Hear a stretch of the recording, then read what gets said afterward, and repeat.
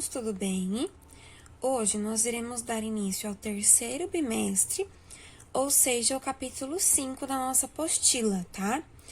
Agora, no terceiro e no quarto bimestre, nós vamos falar sobre física. Primeiro, nós precisamos compreender o que é física. A física é a área da ciência voltada ao estudo dos fenômenos naturais, baseando-se em teorias e por meio da observação e experimentação. Então, é muito parecida com a química. Observando os fenômenos que acontecem, nós criamos teorias e experimentos para comprovar se aquelas teorias estão corretas ou incorretas, ok? Agora, no início do nosso quinto capítulo, nós vamos conversar sobre a cinemática. A cinemática é a área da física que estuda os movimentos. Então, nós vamos ver aí como que os movimentos são formados, quais são esses movimentos e como que nós podemos fazer para estudar esses movimentos. Para isso, nós precisamos ter um referencial. O que seria um referencial? É o ponto do qual o objeto ou o movimento é analisado. Então, eu sempre preciso ter um referencial para começar ali a minha observação, a minha experimentação e criar as minhas teorias. Por que eu preciso de um referencial? Vamos usar um exemplo. Esse ursinho de pelúcia é grande ou é pequeno? Observando assim, eu não consigo saber, né, se ele é grande ou se ele é pequeno, porque eu preciso comparar ele com outro objeto para conseguir definir se ele é grande ou se ele é pequeno. Então, utilizando o ônibus como um referencial, como o meu ponto de análise, ele é grande ou ele é pequeno? Ele é pequeno. Mas, se eu utilizar um morango, por exemplo, como ponto de referencial, ele é grande. Então, a nossa análise ela vai depender sempre do ponto de referencial.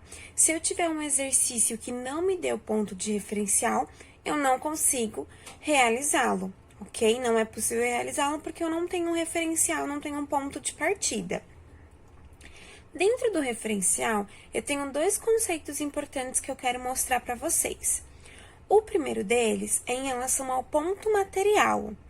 Eu posso falar que um objeto é um ponto material quando ele tem o seu tamanho bem menor do que o referencial e eu consigo desprezar aquele tamanho. Então, por exemplo, eu tenho como referencial o ônibus. Eu posso falar que um vírus é um ponto material, porque o vírus eu não consigo enxergar ele nem a olho nu. Ele é muito menor do que um ônibus. Então, as dimensões de tamanho dele são consideradas desprezíveis e ele entra nesse conceito de ponto material. Agora, o outro conceito é o de corpo extenso. O corpo extenso é aquele objeto que tem um tamanho semelhante ou que apresenta pouca diferença do referencial. Se eu for comparar aqui o morango, o urso e o ônibus, eu posso falar que esses objetos apresentam, em relação ao urso e o ônibus, um corpo extenso, porque ele apresenta um tamanho parecido, né, ali intermediário, que eu não posso desprezar as suas dimensões. Assim como se eu fosse comparar um carro e um ônibus, ou então o urso de pelúcia com um outro brinquedo, eu chamo isso de corpo extenso, tá? O referencial, ele nos dá um parâmetro para analisar a situação, porque senão ela fica muito relativa. Vou utilizar aqui um exemplo para vocês. Nós utilizamos o referencial em movimento para perceber se aquele objeto em questão está em movimento ou em repouso. Isso significa ele está se movendo ou ele está parado. Neste exemplo aqui do ônibus, eu posso dizer que o ônibus, em relação à pessoa que está sentada ali naquela pedra, o ônibus está em movimento, certo? Porque ele está passando por ela. Em relação às pessoas que estão dentro do ônibus, em relação ao motorista que estão sentados no ônibus, eu posso falar que elas estão em repouso, porque elas estão dentro do ônibus, mas elas estão sentadas, paradas, certo?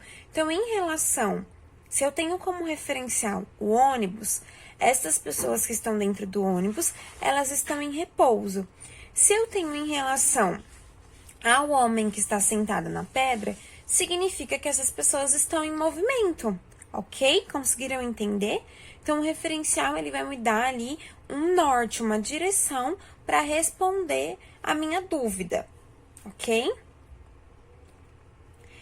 Em relação ainda aos estudos do movimento, nós temos que aprender alguns conceitos bem importantes. O primeiro deles é a posição. A posição de um local, de um objeto, ela é determinada com base em um referencial, como nós já vimos, certo? Eu preciso de um referencial para conseguir saber e lidar com aquela situação da pergunta. Trouxe aqui um exemplo para vocês. A nossa base de posição vai ser determinada aqui pelos quilômetros, ok? Então, neste caso, eu posso dizer que a casa está no marco 0, que o ônibus está no marco 1.600 e que o prédio está no marco 2.000, ok? Então, eu tenho a posição de cada um determinada ali no meu referencial da quilometragem daquele local. O que nós precisamos saber também é diferenciar o que seria uma trajetória de uma posição e de um deslocamento. A trajetória é o caminho percorrido. Então, aqui, nós podemos dizer que, partindo do pressuposto que o ônibus saiu da casa que está no marco 0, nós podemos dizer que a trajetória dela percorrida até então foi de 1.600 quilômetros, correto? Porque ela partiu do marco 0 e percorreu até o quilômetro 1.600. Já em relação ao conceito de distância percorrida, seria o comprimento total dessa trajetória. Então, vamos supor ali que essa família estava viajando lá da casa deles no interior, estava vindo para a capital. E alguém esqueceu uma coisa muito importante. Esqueceram o remédio da vozinha. E eles precisaram voltar todo o caminho que eles tinham percorrido, toda a trajetória até então, para buscar esse medicamento. E eles voltaram para casa.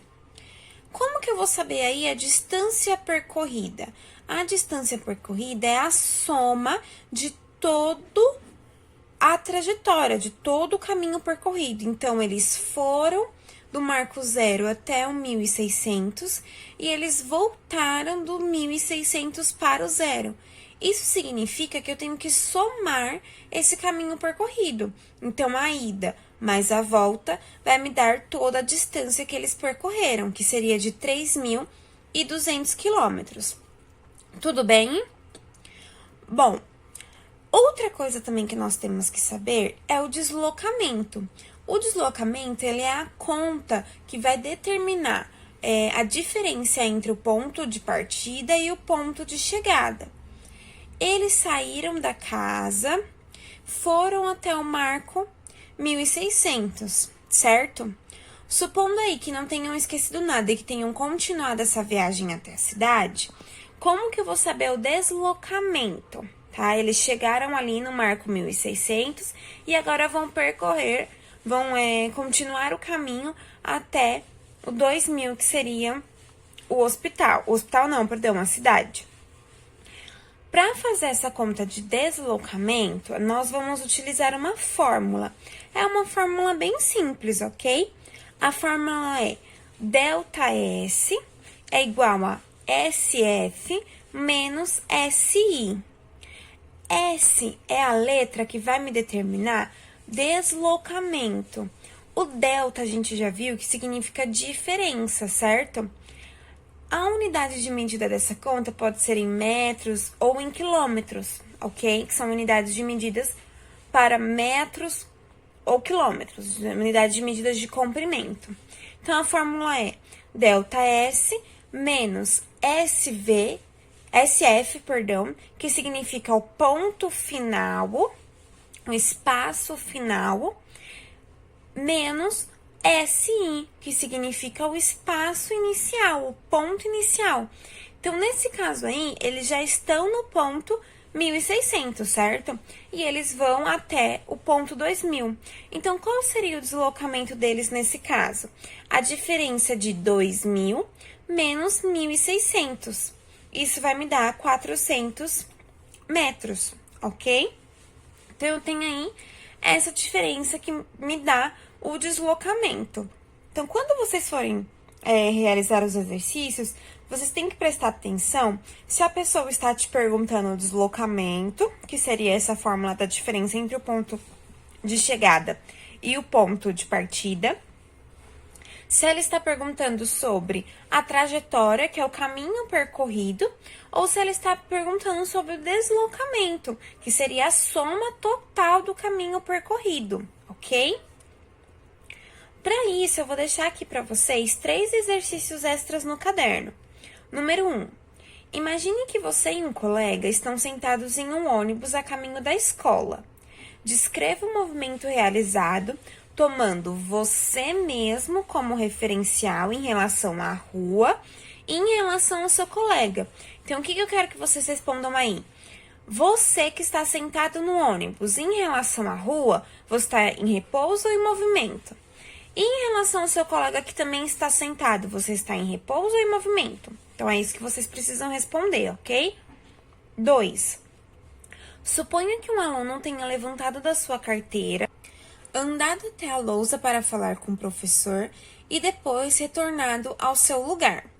Qual foi o deslocamento do aluno? Então, ó, ele estava sentado na cadeira, levantou, foi até a lousa e voltou para o seu lugar. Qual que é esse deslocamento? E a distância percorrida no final do movimento? Então, o que eu preciso saber aí? Diferença de deslocamento e distância percorrida, tá? Considere a distância entre a carteira e a lousa de 10 metros. 3.